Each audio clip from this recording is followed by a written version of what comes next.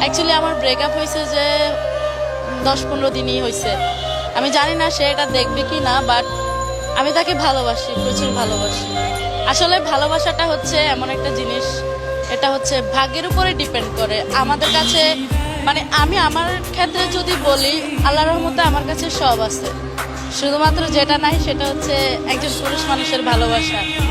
ভালোবাসা দিবস অ্যাকচুয়ালি আমার জন্য না। অ্যাকচুয়ালি সত্যি বলতে আমি আজকে 15 দিন পর বাসা থেকে বেরোইছি, মানে 4 দেওয়ালের ভিতরে 15 দিন ছিলাম।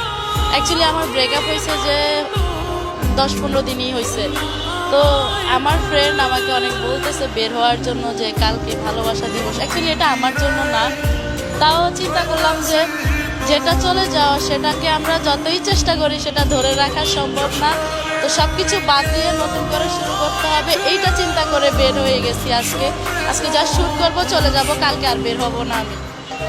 তার জন্য আসলে আমার কোনো মেসেজ নেই, কারণ সে যদি আমাকে ফিল করতো বা ভালোবাসতো তাহলে সে আমার খুব বাজে